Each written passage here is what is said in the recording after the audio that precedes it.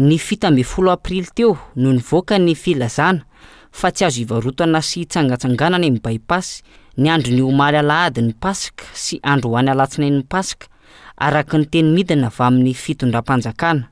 Voamarina io tsy fahafahana mitsangatsangana sy mivarotra io androany raha ny fanadihadina natao teny an-toerana. Mpivarotra mandehandeha vitsivitsy ihany no tazana teny an-toerana hatramin'ny tapany maraina teo raha toka tsy nahitana ireo karazana mpivarotra sakafo sy zava-pisotro ary papilao isan-karazany fahita rehefa vanim-potoana ny fetin'ny alatsinainy Pasika isan-taona. Nanambara ny mpivarotra iray fa efa nisy ny filazana niparitaka mahakasika izay tsy fahafahana mivarotra izay. Nilaza kilan'ireo mpivarotra sasany fa tsy nahafantatra izay fanapakevitra izay izy ireo ka tonga teny an-toerana voagaga na ino izany.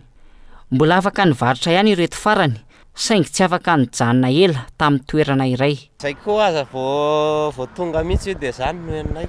Varotra paty anakoro zay zao ny teny anazy zay dia toe ndao andeha hoany ihany dia farany tsisy aty dia andeha iverina izao. Varotra ve tsy afaka hivarotra fa tsisy olona miangona dia tsy malaky. Marina ny avy any ambony. Mahita ihany le polisy fa miteny izy fa tsy azo mijanona fa mandehandeha fotsiny. Mandehandeha fotsiny. Tsy mijanona hoe toerana iray zany fa tsy maintsy mandehandeha.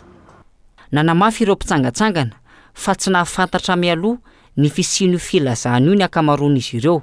Tampoka tamin'izy ireo araka izany ny zava-nitranga. Zay zao mbola tsy nahay fa zay raha tonga ty zao tena gaga be hoe mangingina be ty. Hatran'izao mihitsy ny aty isan-taona fa zay mpandeha maka ty fa mangina be mihitsy. Matetika zay mandeha ty. Tsy aloha ny mpitandro filaminana aloha zany dia manentana hoe manadio izy amin'le hoe filoham-pirenena ho avy eto Madagasikara le filoham-pirenena farantsay. Tsisy fandrarana aloha hatreto. Raha marina mihitsy zany ka ny aky zao tsisy ilalovana tsisy anina zay efa tany Analakely tsisy ilalovana tany Ambohijatovo tsisy idirana. Ety amin'ny Pasika dia tsisy ninina fa dia ohatrany andavanandro ihany. Dia toerana hijanonjanona zany dia ohatrany hoe misy mpitandro filaminana zany daholo. Dia tsy hoe inona zany ny antony izy.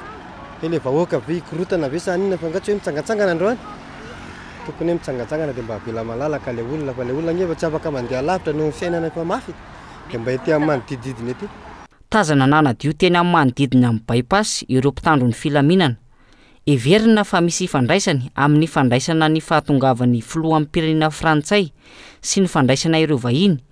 Anatrika ny fivorian'ny ranomasimbe indiana ity fanapahakevitra tsy fahafahana ny varotra sy ny tsangatsangana omaly sy androany ity, raha nambaran'ireo olom-pirenena nanaovana fanadihadiana.